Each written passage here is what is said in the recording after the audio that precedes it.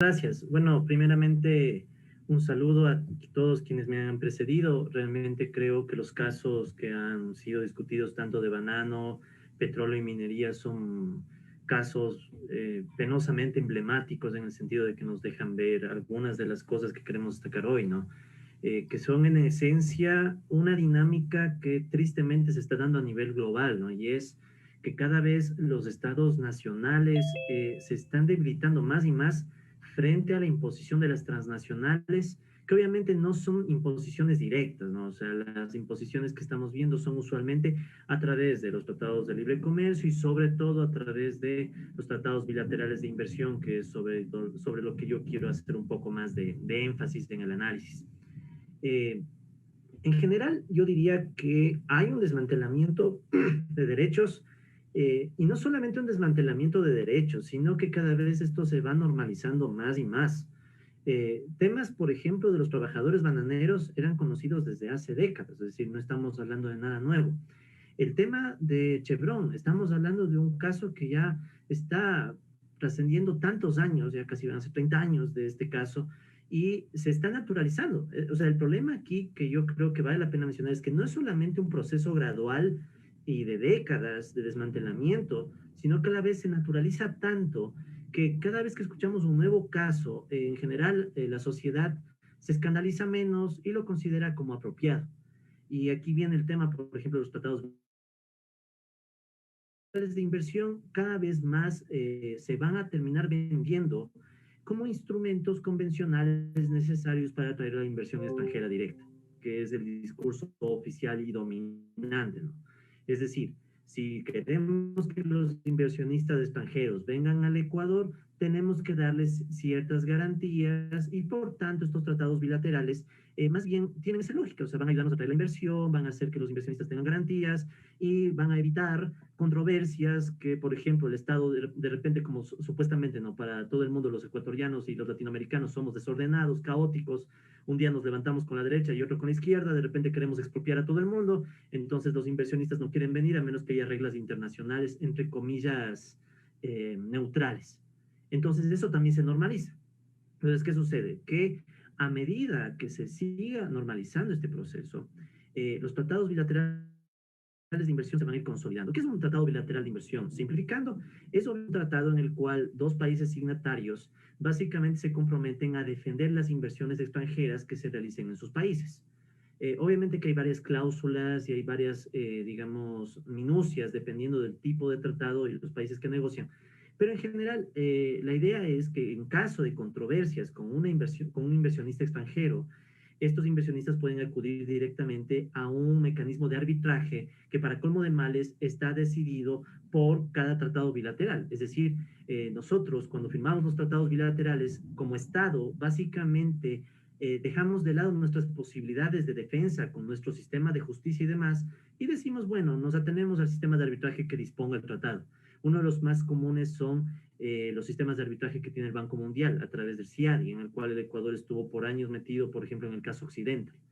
Entonces, cuando nosotros entramos en esta lógica de normalizar, que sean otros los que decidan las cuestiones de controversias, en esencia, ¿qué permitimos? El caso Chevron es un caso clarísimo de lo que permitimos. Ecuador firmó un tratado bilateral de inversión en el año 93 con Estados Unidos, que por cierto entró en vigencia en el 97, ya cuando Chevron se había retirado. Sin embargo, a razón de la firma de ese tratado bilateral de inversión, Chevron ha utilizado en cada momento ese argumento de que Ecuador firmó un tratado bilateral de inversión con Estados Unidos para argumentar que entonces hubo abusos por parte del Estado ecuatoriano. No se defendieron las inversiones extranjeras y eso ha permitido que el proceso se dilate mucho más de lo que a mi criterio debe haberse dilatado y el criterio de todo el mundo. Entonces ahí tenemos un ejemplo muy claro, ¿no? O sea, el Tratado Bilateral de Inversión que Ecuador firmó en el 93 con Estados Unidos, que le dio la pauta para que Chevron extienda y complique las posibilidades de que el Ecuador exija una remediación. A eso sumarle que obviamente los estados-nación cada vez tienen miembros y representantes que básicamente a veces se ponen de alfombra del capital transnacional. Tenemos el otro caso, el caso de la Occidental, lo mismo. O sea, Ecuador actuó bajo su normativa interna, digamos que, bueno, se podría decir que actuó de forma justa. Pero ¿cuál es el problema? Que como Occidental consideró que hubo una violación a sus derechos de inversión, se llevó el caso a la CIADI y al final el Ecuador terminó, como todos sabemos, terminó perdiendo y terminó toda una controversia perdida, aparte con una defensa técnica pésimamente llevada, lo cual también da muestra de que no ha habido el interés siquiera del Estado de defenderse en esos espacios. O sea, para colmo de males, aparte de que se le mete al Estado en estas dinámicas de defensa del capital transnacional, ni siquiera se utilizan las propias dinámicas para defenderse, porque hay la posibilidad de poner un defensor y otro pone la transnacional, y digamos que hay un tercero dirimente, muchas veces así el mecanismo, pero ni eso se utiliza o se ha aprovechado. Entonces, en general, vemos que estos tratados y esta dinámica con las cuales las transnacionales se meten en los países son en esencia una forma de doblegar los derechos de los miembros del Estado, ¿no? Y para colmo de males, estos tratados bilaterales no vienen solos. Por ejemplo, el Ecuador firmó en el año 2016 un tratado de libre comercio con la Unión Europea. Tratado que, por cierto, algunos lo pudimos analizar a detalle y demás. Y entre el análisis que hicimos, algunos encontrábamos que estaba también el compromiso de, a largo plazo, firmar también tratados bilaterales de inversión con Europa. Es decir, no es solamente la defensa de la inversión, es todo un proceso. Para colmo de males, resulta ser que la mayoría de casos que se han tratado en estos mecanismos de arbitraje para el Ecuador han sido justamente en inversiones extractivas y sobre todo petroleras. Y después serán mineras. No, no hay que ser muy sabio para darse cuenta que ya de por sí las mineras, como están viendo la resistencia y como están viendo que hay procesos incluso democráticos para tratar de impedir la explotación, ¿qué termina sucediendo? Que van a apelar a estos mecanismos de tratados bilaterales de inversión. No sería novedad que, por ejemplo, Ecuador firme algo con Canadá, Ecuador empieza a firmar, aprovechando que está el tratado con Europa, firme con Europa, y empiecen a darse estas defensas a los negocios transnacionales que, como ya bien han mencionado previamente, son violadores de derechos. O sea, entonces, eso digamos que como un marco general. Ahora, también quiero agregar algunas minucias de estos tratados bilaterales de inversión que vale la pena, o sea, porque son bien, digamos que son bien descriptivos de la situación, ¿no? Por ejemplo, ¿no? El Ecuador tenía firmado 26 tratados bilaterales de inversión, los cuales fueron denunciados y digamos que el boom fue justo en los años 90. En los años 90, Ecuador firmó tratados bilaterales de inversión con un montón de países, pero después de eso, digamos que fueron negados, fueron acusados, rechazados, y actualmente tengo entendido que nos quedan muy pocos tratados bilaterales, pero repito, ¿no? O sea, con la firma del TLC con la Unión Europea, ya cada vez hay más voces de que tenemos que retomar esos tratados. ¿Qué más?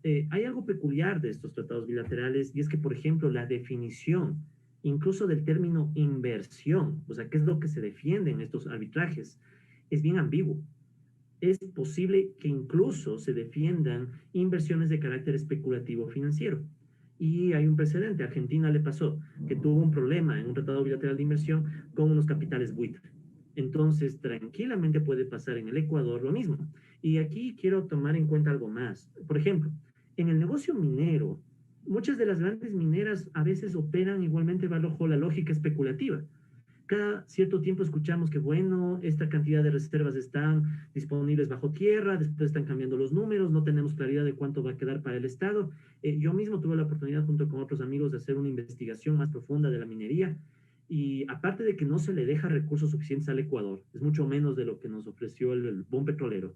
Para colmo de males, muchas de estas empresas cotizan en Wall Street o cotizan en la bolsa de valores, inflando incluso sus ingresos futuros. Entonces es una lógica hasta especulativa que para colmo de males se puede blindar con estos tratados bilaterales. Y obviamente para colmo de males, cuando ya termina la explotación minera, ¿qué es lo que pasa? Muchas de estas empresas se declaran en quiebra y dejan los pasivos ambientales al Estado. Entonces el Estado no puede atacar o no puede pedirle a las empresas transnacionales reparaciones, tanto porque la inversión estaba protegida, como también porque muchas veces la empresa quebró y por ahí con juego especulativo ya las ganancias se fueron por otro lado. ¿Qué más? También estos tratados bilaterales dan pauta a que los inversionistas sean bien heterogéneos. Pueden ser personas naturales o jurídicas, o sea, pueden ser personas naturales, individuos, o empresas las que acusan al Estado. Y esto también es una cosa que es un poco incoherente, porque entonces puede haber un inversionista de se lanzó a la bolsa de valores algunas cuantas acciones mineras. Alguien adquirió estas acciones consideró que su inversión no fue respetada en el Ecuador, ya puede empezar el proceso de arbitraje. Entonces, para no alargar más, porque hay un montón de cosas más adicionales, ¿no? O sea, varios estudios han mostrado que esos tratados no atraen la inversión. Pero para ir cerrando, ¿no? Porque no quiero alargarme mucho en tecnicismos. El punto aquí es el siguiente, y vamos al caso concreto de Ecuador. Ecuador tiene ya firmado un TLC con la Unión Europea. Ya tenemos firmado un primer acuerdo con Estados Unidos, un primer acercamiento. No sería novedad que firmemos tratados bilaterales con países europeos y con el propio Estados Unidos. Y aparte de eso, tenemos un acuerdo con el Fondo Monetario. Es decir, todo esto viene armado en paquete. Y es lo que siempre ha pasado. La condena a nuestros países a ser primarios exportadores, a ser dependientes de productos cuyos precios son volátiles, sobre explotar la fuerza de trabajo. Es decir, es la misma historia de siempre. Lo que duele ahorita, y como digo, y con esto cierro, es que está pasando justo lo que les mencioné al inicio. Se ha normalizado tanto que cada vez para la gente esto es más común. Y no debería ser así. Hace décadas se luchaba con mucha más intensidad contra esto. Y es hacia donde yo llamaría a mucha gente. O sea, enterarse más, conocer más de lo que está pasando y empoderarse de esta lucha, porque caso contrario, de aquí a unos pocos años tantos de estos acuerdos ya van a estar firmados y vamos a estar entrampados sin saber qué hacer.